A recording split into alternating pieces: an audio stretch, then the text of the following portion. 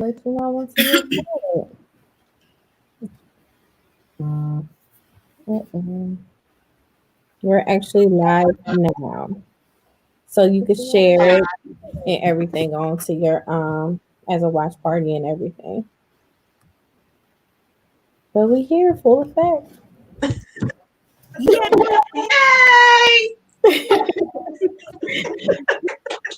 Y'all a trip. By myself, not behind the scenes no more. Okay. So everyone, this is Shirley and Ashley. They are walking testimonies of losing your child and going through depression and just trying to take care on a day-to-day basis. So Ashley, first you can introduce yourself. Hi, everybody. I'm Ashley K. Pittman, 3 times bestselling author, speaker, pregnancy loss mentor, and also a writing mentor. And I'm just honored to be here. And thank you, Yvette, for this opportunity. Yes, come on, Shirley, girl. I'm Shirley Elise, and I am currently, I'm finally a best-selling author for the first time, thanks to Miss Ashley. I have a lot of other things going on, but I'll just wait till later. So what inspired you to share your not only your testimony but a group of women? I think that is very empowering because it helps and shows how women can come together and share their stories and actually be supportive amongst each other. And that's something that we all as women need to work on. Yes, absolutely. Absolutely. Yes. So what inspired you to start it? Well, it stems from my own personal journey with pregnancy loss. I originally had wrote and published my first book, just telling more in detail what I experienced, just with the loss and in my relationship and just life in general. And then after that, it was put very heavily on my spirit to gather other women to share their story. And a lot being in this, I want to say, this, I don't know what the arena of losing a child, and I've lost multiple children. We don't talk about pregnancy loss and the effects that comes with pregnancy loss. So I thought, like, if I felt like I was afraid to share sometimes, but then when I would share, I would feel better, or found that it would be other women that also can resonate with what I was sharing. I was like, well, would other women want to share their story? And sure enough, my whole idea started out in a journal, okay? But I'm like, Lord, what if nobody responds? And I had 10 to 12 women total respond. And it was like, I love what you're doing. I love this mission. I would love to share my story. I was like, okay, Lord, I'm doing something right. I'm doing something right. And it ended up being a total of 7 women, and I was 8. But one of them had to leave. And so the 6 women that we have, Yvette, are phenomenal. But I say they came in such a vulnerable space to share their story with everyone in the world. It was just, I don't know, it was like a gratification feeling, but an honor. I was honored for them to share their story with me, but then yet be willing to open themselves up to tell their story. So that's kind of what inspired this whole ordeal. And I don't have a copy of my first book, but my first book was called I Can Breathe Again. And because of my twins, Ariel and Will Jr., that's what inspired this whole ordeal. Wow. So Shirley, tell me, how did you end up connecting with Ashley? There's a girl, a lady on the project, Janelle Jones, Dr. Janelle Jones, excuse me. And her and I have been friends for about 18 years. And I mean, we've been really close friends. We went through a lot of things together. And one day it was crazy. She was sitting at a funeral of a mutual friend of ours. And I just couldn't make the funeral. It was just too much for me. But she was sitting there and she said, the Lord told me to ask Ashley if she had any more space for you to be in this book. And I'm like, okay, yeah, whatever, I didn't really know what the book was about. And so she's like, well, it's about pregnancy loss. And I'm like, okay, cool. I've told my story before, just in passing in conversations with other people, but I never just sat down and wrote out the story. And so she's like, I'm going to ask her. I'm like, okay, cool, whatever. And so she asked her, and then she says, I think your story is a lot. She actually told me, she said, I think your story is a lot more interesting than mine. And I was just like, I didn't really give it any thought, but I was just like, okay. And so she said, well, I gave Ashley your number and she's going to contact you. Is that okay? And I said, sure, that's fine. But I really didn't take her serious because people say stuff all the time that they want you to do stuff. And it's just kind of like, yeah, okay. And then I think it was the next day, Ashley called me and we just hit it off. I mean, it was just like, it was like I've known her my whole entire life. And we were just reconnecting like, hey girl, what's up? Let me do this book. All right, cool. Got you. So that's how I got involved. Wow. So how has the journey been for the both of you, with you guys being a bestseller right now? Uh-oh. Yeah. Oh my God. The journey has been amazing. Absolutely. The connection that I have had with all of these women, the bond, the relationship, the connection overall has been absolutely amazing, Yvette. And as growing up, I was always friends with a lot of males. I just always seemed to just feel like a lot of males, and it was just that, So, and growing up, my grandmother raised me, and she was saying, "You guys just you." I was 4 of us. She was like, "Just be each other friends, because you guys, the girls, just don't get along." So, when God put this project on my heart, I was like, women, come together. It's gonna be interesting. A lot of drama, a little catty. Right. So I was like, I wasn't gonna shy away from it. He put it on me, in my spirit. So I was gonna be obedient, and I did just that.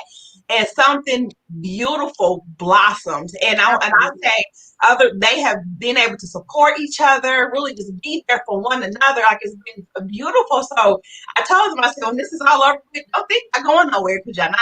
So, there's Shirley. She's like, there's that bossiness. That's that bossy control demon. No, I'm playing.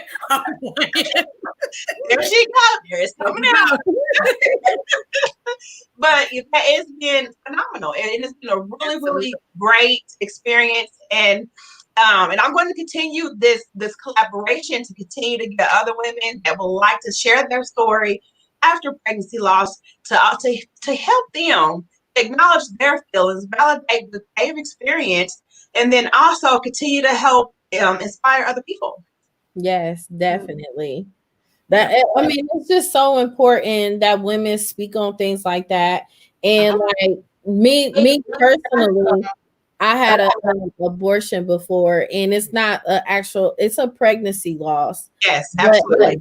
But it's like I kind of found myself regretting it for a long time. And then I was thinking, like, now I still don't have kids. And I'm like, what if I didn't do that a long time ago? I probably feel better today, or I could still have kids. So I was like battling in between that in so many ways. So it's rough. So with that being said, Yvette, and I also mentor women along this journey, and abortion, infertility challenges, pregnancy loss, miscarriages, it all goes together because we all have those emotions. They all tie together. And one thing along this journey, my step 1 was forgiveness. And for me, that forgiveness was, I felt like my body failed my babies, and I held myself accountable for that. And granted, it was something that I couldn't control, but I still felt guilty, So I had to forgive myself for that, and that was step 1 for me. Right. That's true. That's good. Right. Tell me about your experience, Shirley. Well, like Ashley, I had I lost 4 for my first the first time I lost my children. They were twins, and I didn't know I was pregnant until after I went to the bathroom and they ended up in the toilet.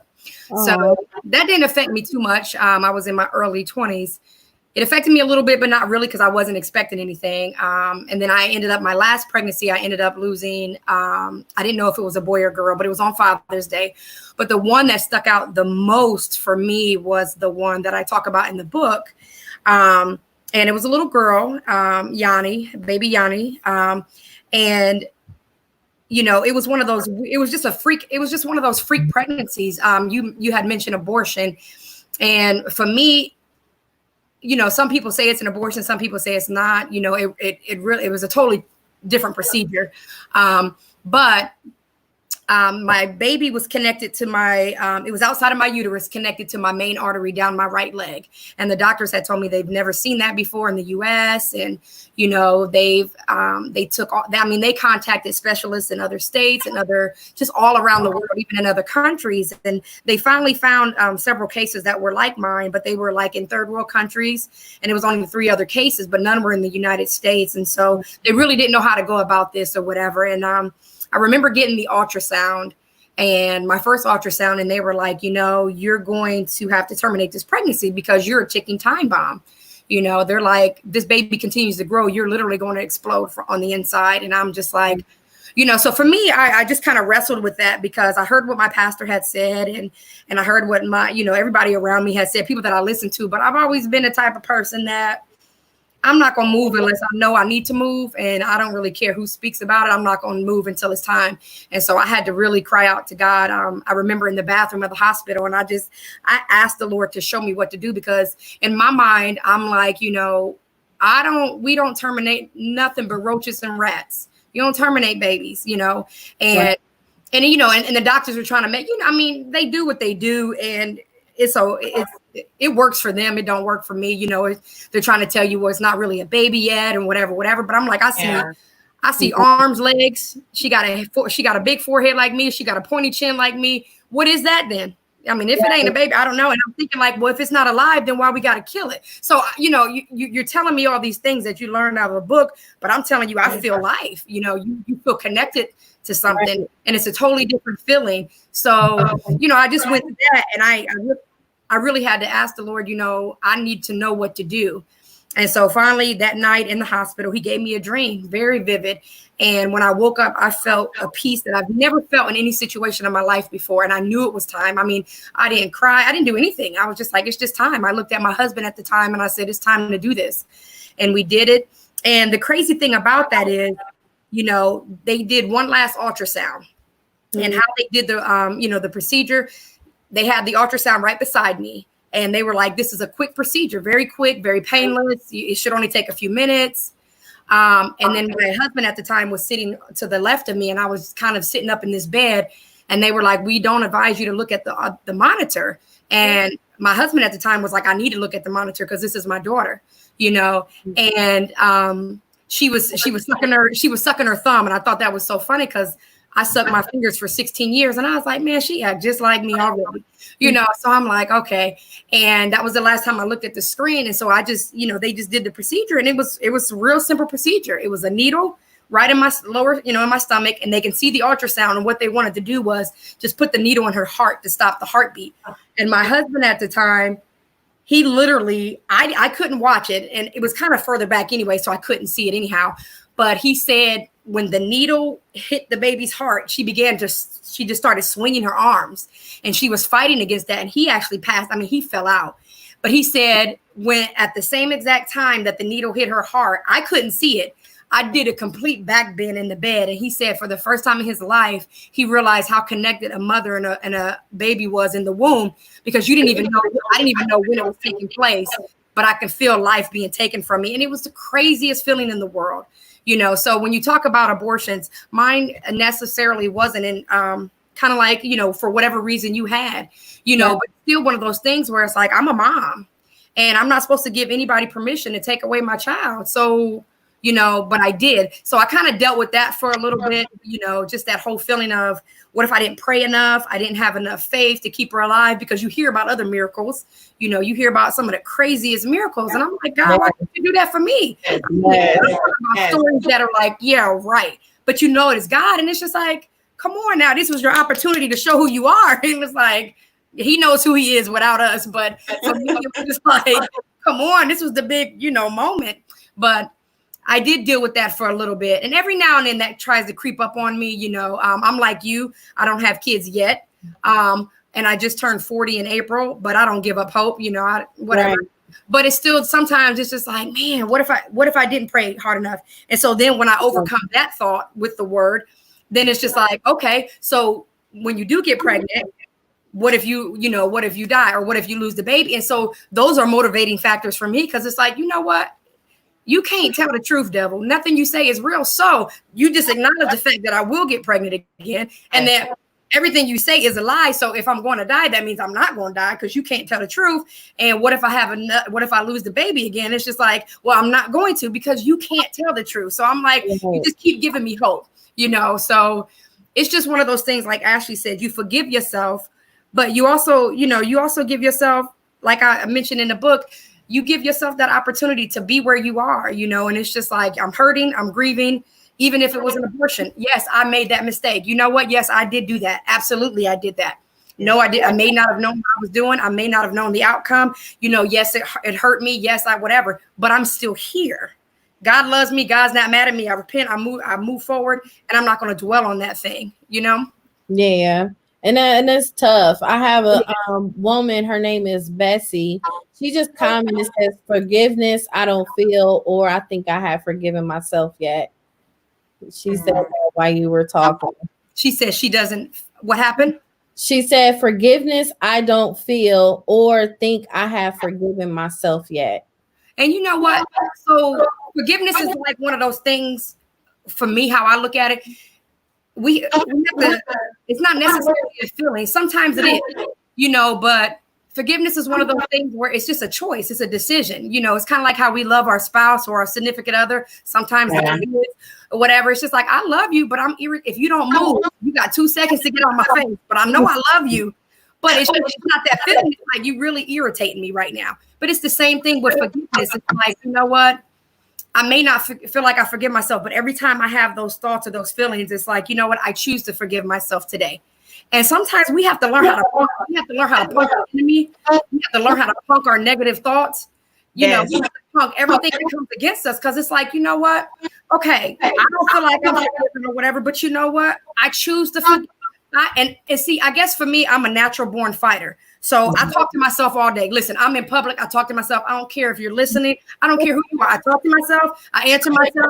Listen, it works for me. So I'm like, there are times when I'm just like, surely this may never happen. Or surely, what if this happens? And I'm just like, well, you know what? If that does happen, so what? I'm still going to keep pushing. And I think when you get to the point where you continue to come against those thoughts and those feelings with your words, because if you're just sitting there and you're telling yourself in your mind, I don't feel like I forgave myself, I don't feel like I've forgiven myself, and you have nothing to replace it, that is going to eat you up from the inside out. It's going to tear you up. But if you walk around, you're like, you know what? I don't feel like I forgive myself. But guess what? I do. And then you keep pushing. At some point, you standing up to that bully. And at some point, they're like, you know what? She ain't playing. She's about business. She ain't afraid of me.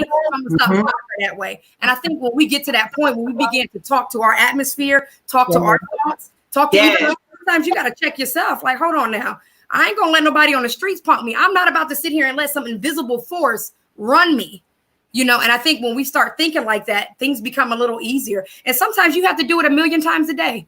I have a husband, and when his name pops up, I'm like, Lord, I choose to forgive.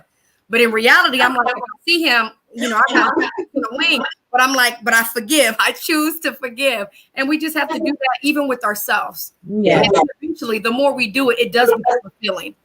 Yes, definitely. So, Ashley, can you share a little bit about your testimony also? Yeah. At the age of 23, I was pregnant with a boy and a girl, twin babies. And close to my 7th month mark, I went into early preterm labor and didn't even know I was in labor. I thought I was having pregnancy stuff.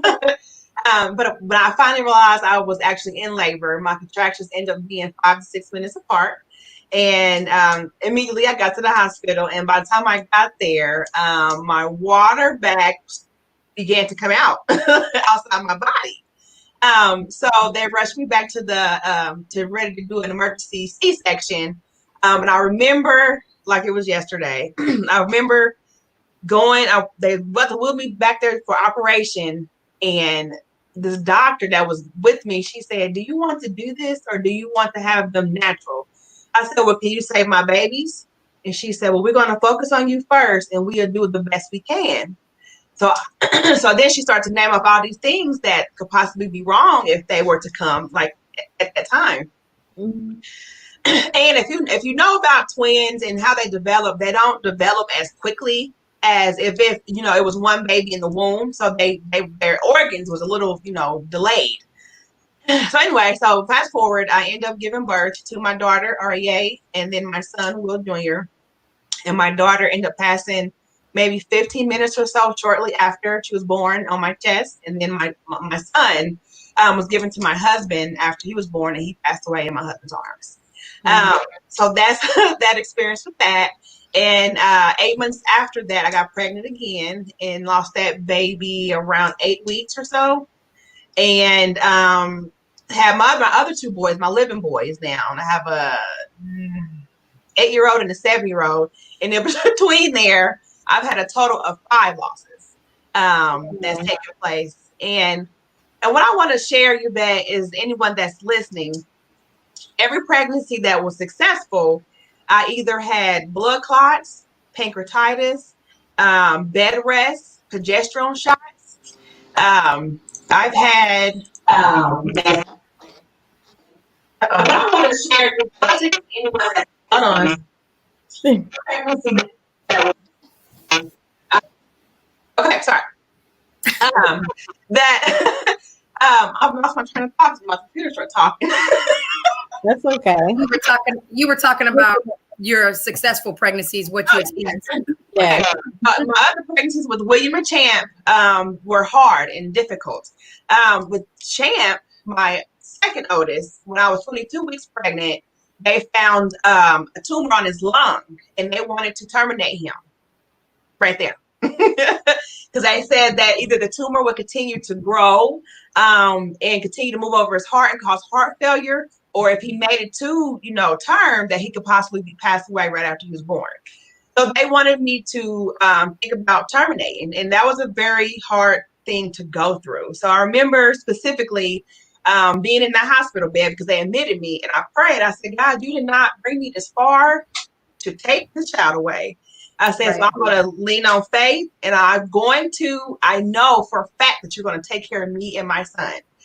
So the day before, they saw signs of heart failure. I promise you, Yvette, the next day, they did an ultrasound and didn't find a thing. Not a speck, not nothing, right? They didn't find anything that showed signs of heart failure. So fast forward, my baby's fine today. He's perfect.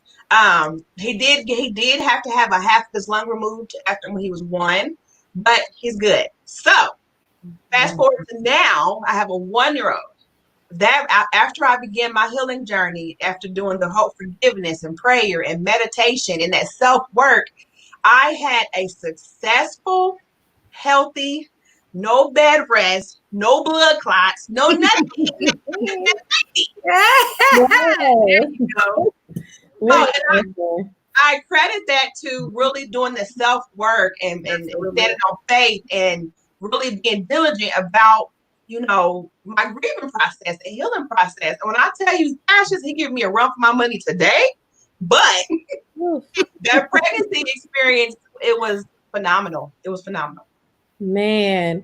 So, like, how did both of you can answer this? Like, what did you do to just heal on a daily basis? Did you have a support system, or did you find yourself having to find a way for yourself?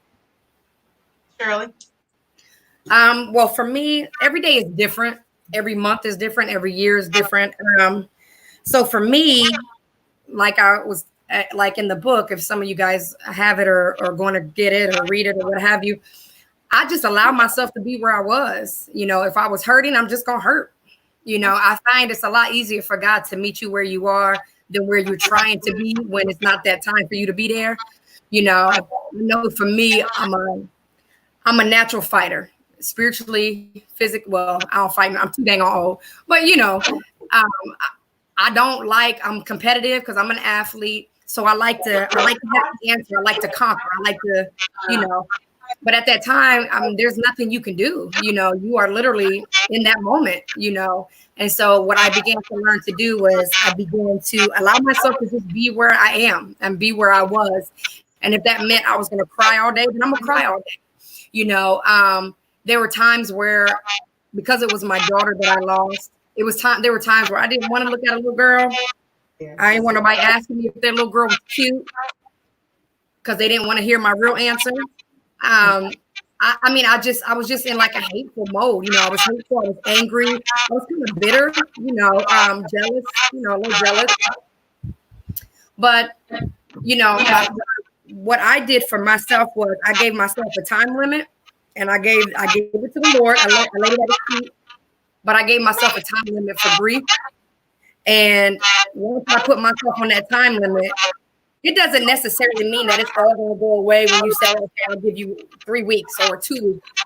But it's like this thing, I don't know, it's like some unveiling. I don't know how to describe it, but it lifts off. It's almost like when you have that bulldog tenacity, like, okay, I'm going to give you 2 more weeks. I'm going to cry this thing out. I'm going to pray this thing out. I'm going to fight this thing out. I'm going to throw stuff against the wall. I'm going to do whatever I need to do. But when 2 weeks is up, I'm going to tell you right now, I will be a different person. And I think when you get to that point, it doesn't mean that I didn't feel other things, but it was like that rock, that mountain, it was just like that whole moment was just gone. So like that heaviness of it was like, no, you don't understand. I am done with this. Now I'm going to cry. I might, whatever, but I got to live. I have to keep living because I'm alive, and I'm not going to be a zombie. I'm not going to walk around defeated. Whatever God's reasons was for allowing whatever to take place, that's between Him. I can't figure it out. So I had to learn how to terminate grief and expire grief before grief was going to expire me. And I think, everybody's is different. Some people, they have to move on and help other people. They got to do something. They got to stay busy. They got to whatever. Yeah. And I'm the type of person, I like resolve, and it may take a few years, but I have to have resolve. I don't want to sweep nothing under the rug. That's just hard for me because, I just don't want to have to deal with the effects of that later. But for me, I found that it was okay to be where I was. And to be honest, a lot of people, I don't know anybody. I know people who've lost children, whether they were already born or before they were born, but I've never met anybody who was in my situation. I was like a forerunner for anybody who's ever been through it because no one ever had this. So I didn't have anybody to talk to, to say, I don't want to terminate, this, because at first I did. And I told him, I said, I'm not going to do it. I'll die with this baby. And it's just like, God did not bring me all the way here. I haven't even started to begin to do what I'm supposed to be doing. And then I'm just going to throw myself away. Like, it just wasn't time for that, And so I didn't have anybody really and truly to talk to. I just didn't, because everybody was praying me through when I was in the ICU and I started bleeding internally and everything. Everybody was praying me through. But the minute I was out the hospital, nobody was there. Yeah. People were there. And then some people, out of respect, I think sometimes people say stupid things because they're trying to be helpful. They just don't know. And then some people, they just don't know what to say. So they don't say nothing at all. And then, to be honest, the things that we go through, one day we might be okay with somebody saying, how are you? The next day it's like, don't even look at me. So they don't know. We really can't be, upset with them. But for me, it was just like, I literally have nobody to talk to. So I had nowhere to, my husband didn't understand. He was hurt, but then you got to stay strong for him because, when men break down, they can get their nose start running and their life is over. And it's like, oh my God. So I got to stay strong for you and then stay strong for me. So I think grieving for me it's a process, know, but the bulk of it was, I have to lay this at His feet. I have to, God, you said, cast all of my cares upon you, for you really care for me. I got to lay it at your feet, because if I carry this thing around, I'm no good. I'm no good to nobody. I'm not even any good to myself. With yourself. Yep. Yep. That's what it was. Wow. So what's your, so to piggyback off Miss Shirley. Oh Lord. I can totally agree with you when you say everyone kind of disappeared. And in my case, a lot of people kind of began to disappear after, because we had a memorial service for the twins, because they didn't know what to say. Didn't, I don't think my loss was like a child, after birth. I don't think they thought, I mean, they knew I was in pain. They knew how far along I was. They knew they were babies, but I did have someone at one point, probably 3 months after they had passed, and said to me, "You're not over there yet?" Ooh. And I said, I was like, "Oh, okay." You forgot you believed in Jesus, huh? That has stuck with me this entire time. And granted, again, it wasn't malicious or anything like that, but still, I mean, it hurt. It stung. It stung a lot, actually. So, but anyway, so I began to go to counseling. I began doing counseling sessions that were very helpful to me, because even, my husband, we grieved completely different. So I felt alone a lot, So counseling gave me I was able to speak to them about anything and however I felt. And I didn't have to tippy-toe around around them because of what I was saying or how I was feeling. So I did counseling. And then along the way, I would gradually talk about it with other people. But then, like I said, after I became diligent about focusing on my healing journey, I began to journal. I began to write. I wrote a lot of how I was feeling, because I really feel like sometimes it was just me and God. Prayer. I remember it would be nights that I would literally go to bed crying, praying to God, please lift this pain off of me, because it was so heavy. And I felt a lot of times I was being punished for something. I don't know what I was being punished for. Like, the pain was devastating. So journaling, I wrote a lot. Let me see, what else did I do? I did a lot. I began to meditate a lot. Meditation and being centered with my own self helped me a lot to really relearn the new person that I was, because I was no longer the other person prior to the twins. Some part of that, a lot of me left when that happened, but a new me was rebirthed. After that. So I had to really begin to find what that was. And so I just became really focused on getting better. And my mental space was very important. Like I said, affirmations, journaling, and visualizations became very a part of my daily process.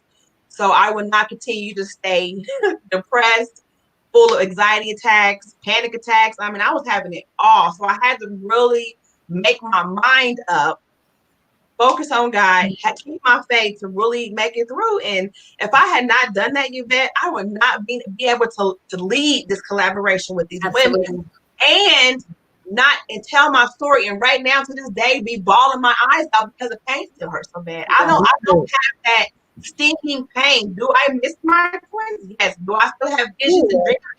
Absolutely. You're normal. But that pain that ripped me, I don't have that anymore. And I got this really space because my faith, me being faithful to God being faithful to me, and then also my whole process that I've developed that has really been very helpful. That's really good. Have you guys ever, like, when you went in your phase of not having children, have you had people just ask you the question, girl, when you having kids? What you working on? Listen, I get that all the time. People always ask me, like, so you don't want kids? I'm like, yeah, but at 40, I ain't gonna just go out there and be like, hey, you looking, you know what I'm saying? You want to give me a baby? I ain't doing that. I'm like, I'm not doing that. But I've gotten to a place where I'm comfortable to actually say what I'm about to say. I never used to say this, but now people used to ask me, like, do you want kids? And I'm like, I have kids. I have 4 in heaven.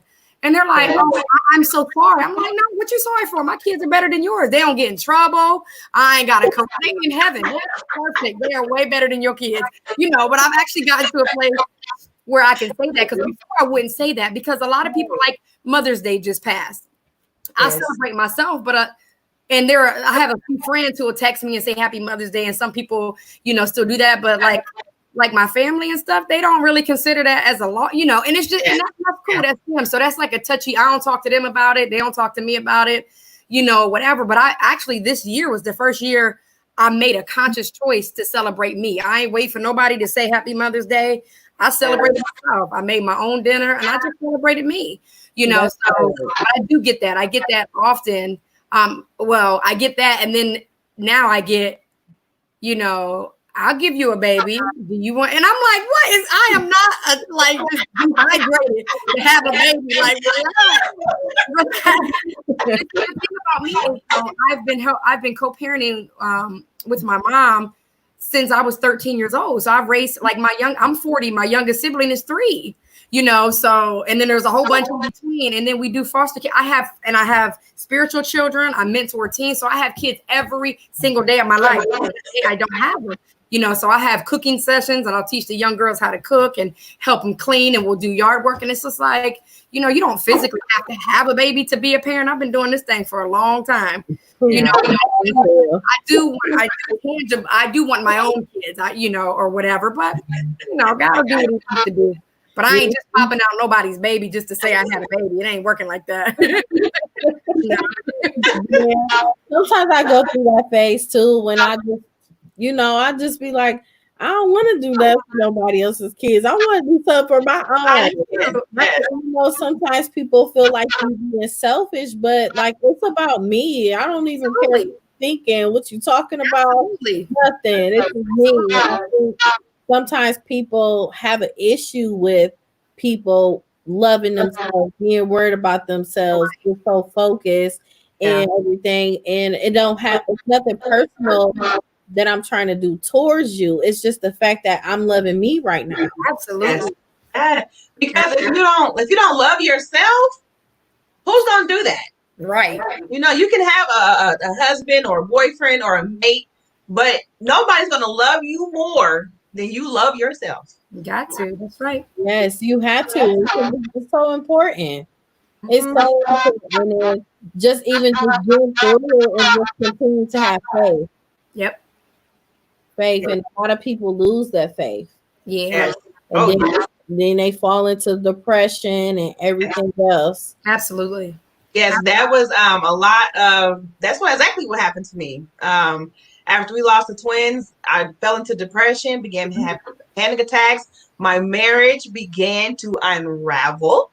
It destroyed everything. So like I said, I really had to get to a point. I guess when Shirley I love when she says this, you have to somewhat expire grief. And when she said that, when I read that in her chapter, Yvette, I was like, that is it. Share that. Keep sharing that.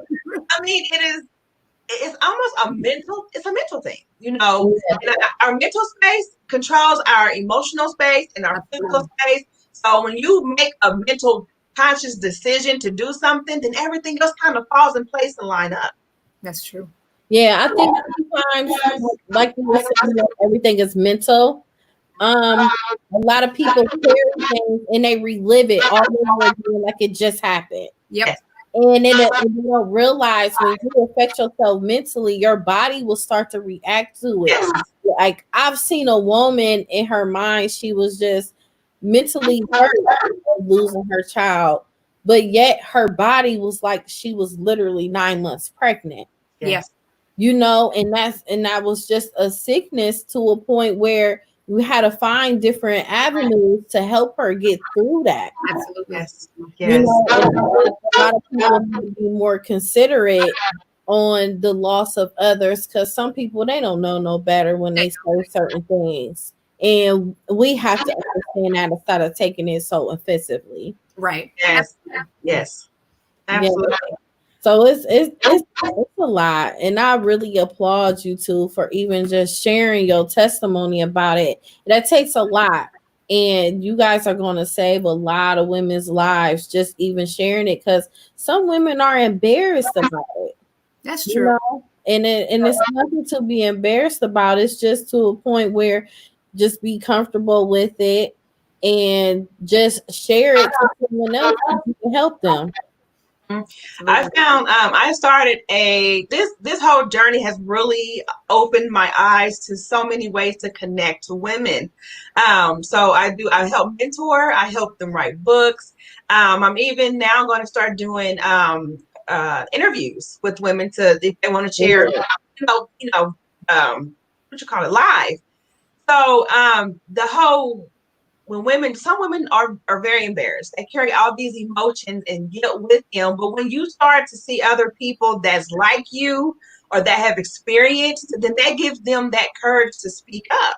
And or not even necessarily just to talk about, to be okay with themselves, to not be so embarrassed or guilty or any of that, because those emotions can be so strong. And yeah. Yeah. It can take you over. But really, I just find that we keep sharing, and it can be a range of things that we share about, and not just pregnancy loss. Right. But I feel like anything that we go through in life, when we find somebody else who can resonate with somebody else's story, and that gives us that much more hope to be that empowered and to really help us further on whatever journey it is. Yes, definitely. Absolutely. So with you guys going on this journey and everything, do you plan on doing any like book tours or anything like virtual? We got this corona holding us up. Yes, we are this week and next week. We are doing a virtual book tour now. Just sharing our story, sharing about the book like we're doing now. And then after this, I'm hosting a virtual summit. And it's called Fill Your Empty Arms with Hope. And that's going to air or be live July the 11th. And I'm going to start doing registrations here in a few weeks or so. But in that summit, we are giving women and families hope that they will be able to move through the heartache and grief to be able to continue to live their lives. So those are a few things that we have going on right now, following up behind our book release. Wow. So we have someone else. She said, ladies, I am crying, laughing, and thankful for your message today. You are telling my story, and now it's time to heal and live life and really live life. Yes. Gave me chills. Love that. Yes. I know. I'm sitting here like, That's amazing. And someone else says so many women need to hear your stories. no. I want to say something real quick. I actually had a gentleman. Most of the people that bought the book from me have been men. Most of them are people I don't even know. Wow. And it's been a blessing. I was telling Ashley, I said, man, you're gonna have to do something with these couples losing kids, whatever, because we be leaving men in the dirt. Like, if it wasn't for them, we wouldn't even be pregnant. Like, come on now. So we kind of leave them in the dirt, like they don't have emotions, but man, and they hurt. They hurt very bad, and they need help too. But I had a guy literally call me yesterday, and he was a mailman. So he stopped doing what he was doing, and he literally called me. And one of the other interviews that I did for this book, he was like, I've only listened to 10 minutes of your story. He said, and it resonated with inside me, because a lot of the feelings that you were describing is how I felt with my mom when I lost my mother or whatever. So this thing, like I told Ashley before this book even came out, when we were just getting the wheels rolling, I said, this book is not going to just be about pregnancy loss. I mean, there's going to be so many parallels with so many different people, with so many different situations and circumstances. This is just something that's just going to get that, the ball rolling. But he was like, every single thing that you said was how I felt with my mother about losing my mom, and the anger. And I didn't want to see other people's mothers, and I wasn't happy for people and whatever. And I was just like, that just blew me away. That really, really blew me away, because I was like, wow, like that's the whole purpose. Our story should be like money. We don't discriminate. It's like, I want everybody's, I don't care what color you are, but that's how our story should be. It's for anybody who needs it, and this whole thing, like Ashley said, the people that we have met has been insane, especially at our age. You kind of settled. You don't want to meet new people. It's like hi, bye, whatever. But the relationships that have come out of this, for her just being obedient to what God has put in her heart, and then just having the boldness to step out and say, you know what, no matter which way this goes, I believe that is God, and I'm going to step out and I'm going to do it, because like I've said in other interviews and different things like that, we are all somebody's answer, no matter what the platform is or whatever. We are all somebody's answer. So for her to be obedient to what God put in her heart, to step out and to do that, now she got so many different answers coming from, you know, it's not just her, it's me, and then it's you, Miss Lloyd, and then it's like all these different people, and it's just like all because one person was obedient. Now the women and the men who are listening or watching live now, just think what happens if you overcome, you know, you begin to walk in your forgiveness towards yourself, or you begin to, you know, just take a stand on this thing and put grief in its place, or anger or unforgiveness or whatever you have that you know that comes against you. Now you become somebody else's answer, and then that person listens to you, and then they become and that's what this whole thing is about. Yes, it's like powerful all the way around. Absolutely. Like, you know what's so crazy of me personally, I was just telling my husband, and I'm like, I want to get myself together mentally. Like the fact of me losing my mom, I lost his mom, and I just lost my cousin. And it's like in the midst of it, I was getting myself ready and prepared to have a child. But it's like I still keep grieving constantly. And I'm like, every time I try to get myself ready and prepared and get my body together and everything, something always tragic happens. So I had to really transition my mind to keep myself going instead of giving up of what I was doing before something occurred in my life. And it's like that's where I'm at right now. It's like it's gonna work. He just like, we just gonna pray. It's gonna come. And you know, and just speak it into existence and everything. But I did go through my phase because of the fact of my brother has 2 kids already, and they're grown. And it's like I felt bad because it's like my mom is not able to meet my kids physically. Yeah. So, and he was thinking the same thing about his mom, and he like, man, she not gonna be able. My mom not gonna be able to meet our child either. So it's like we both breathe back and forth, battling that. But we're just now getting to a point where we're comfortable because we pray constantly. Absolutely. To make sure that we stay mentally stable to be able to conceive one day. And as you know, it's all about God's timing. Oh, you gonna do it? I'm so excited. I can't wait to see this little baby. It's gonna happen.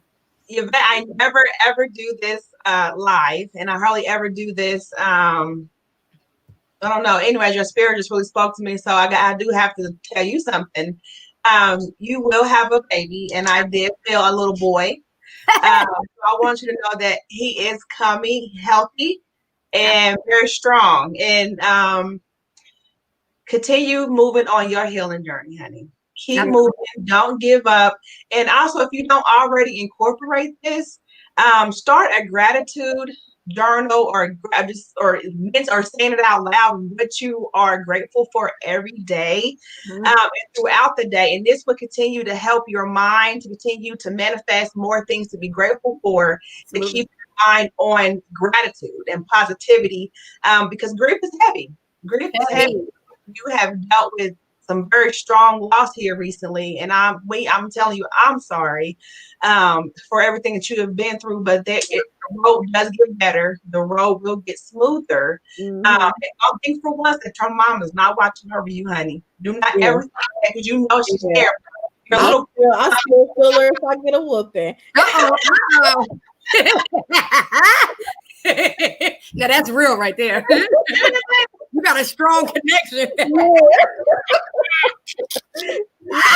so crazy. I was just telling my husband I gotta think before I do stuff because I'm her. Like, that's good though. That's good. I like it. Coming. I like it, man.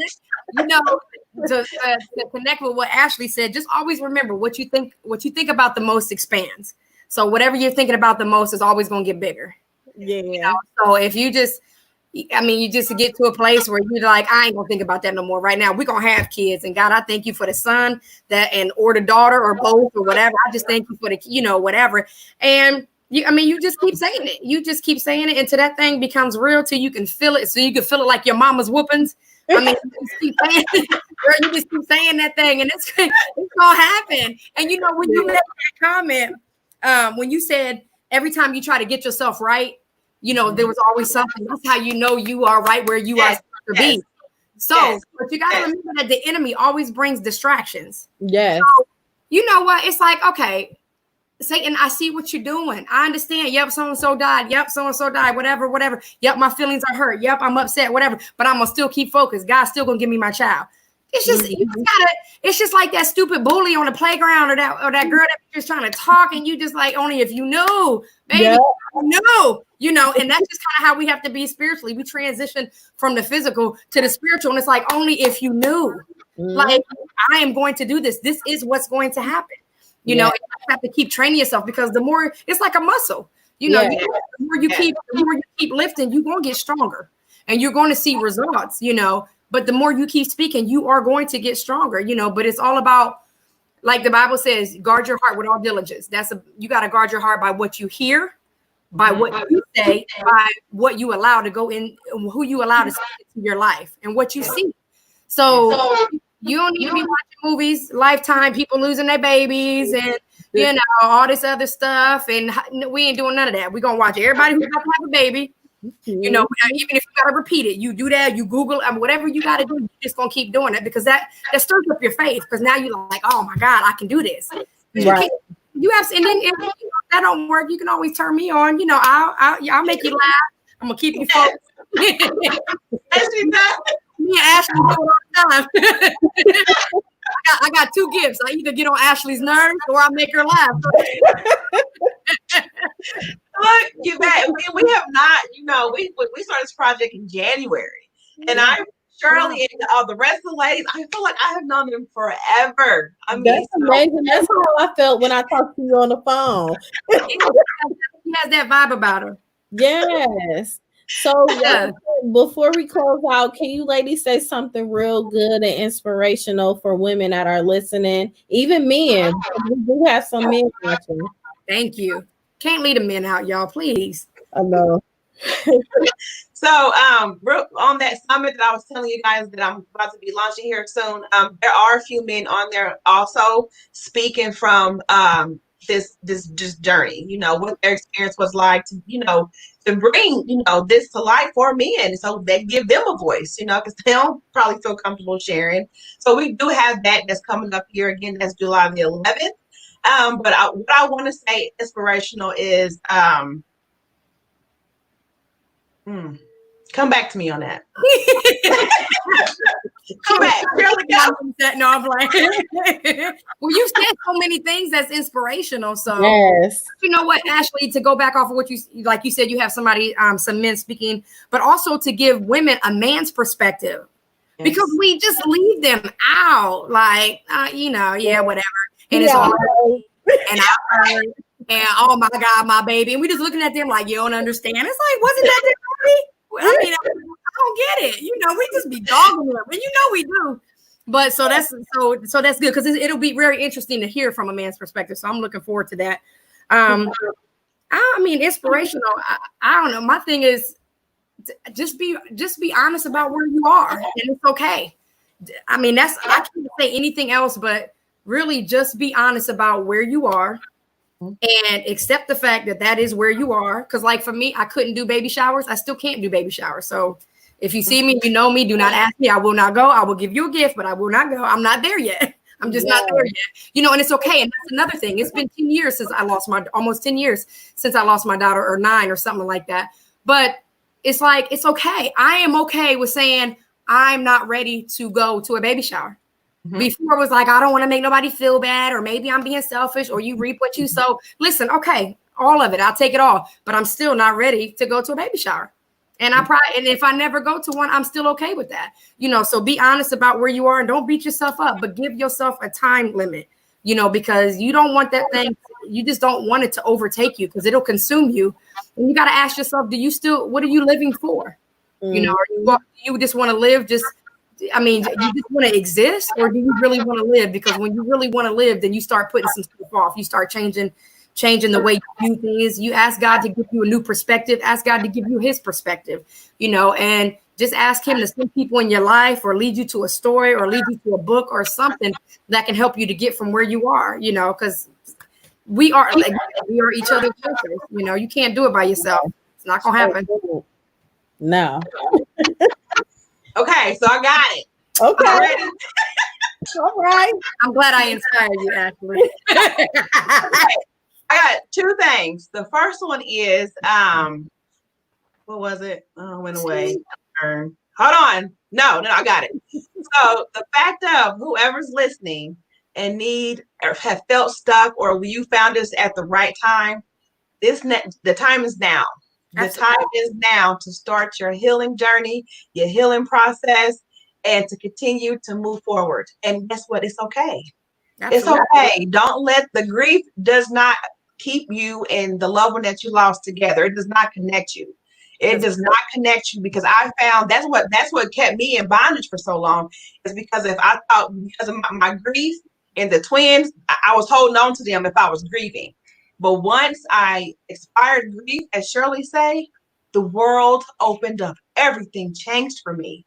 And second, if you're in a relationship, you're married, or have a mate, or whatever the case may be, communicate. Absolutely. Yeah. That communication open, because what we don't share about this topic or a loss in general is what goes on in a relationship after this takes place. Continue to communicate, whether you're talking face to face, you writing a letter, through a text. Keep that communication open. Absolutely. I mean, and a man and a woman do grieve different, know that, but keep the communication open, because that is so important. And that's one thing that I failed to do when I was going through it in my marriage. And now I see. Now I see. So always keep that communication open. Absolutely. And I always be on the same page. Mm-hmm. And that's okay. Mm-hmm. But keep that communication open. And I'll give an example. Like today, my husband and I've been, just because with everything that's been going on, just in general, I've been on the edge. But today he was like, I need to make sure you're okay. Are you okay? Let's talk about this. Yes. And I mean, man, that meant everything to me. Oh, that's so cute. I like that. I just want to say that too, about the relationship aspect that we don't talk about, is keep that communication open. However you do that, keep that open. Yeah. I'm gonna myself and say, Shirley, you okay? I'm like, girl, yeah. No, I ain't got no mate, you know. That's good. I really on you. Yeah. Y'all crazy. I enjoyed you ladies tonight. I really appreciate it. And I would love to do this again, because I feel like this conversation is very important and people need to constantly hear it. Yes. So thank you so much. I really appreciate you for having us. I appreciate it. Thank you so much. This is great. Thank you. Thank you. And if y'all need help with anything, just let me know. I'm here. Okay. Thank you, Yvette. All right. Thank you, y'all. Wait, are you waiting for me to turn off? Because I don't know how. I don't know. Ashley, no, I don't know how. So y'all gonna have to click me off. I got you.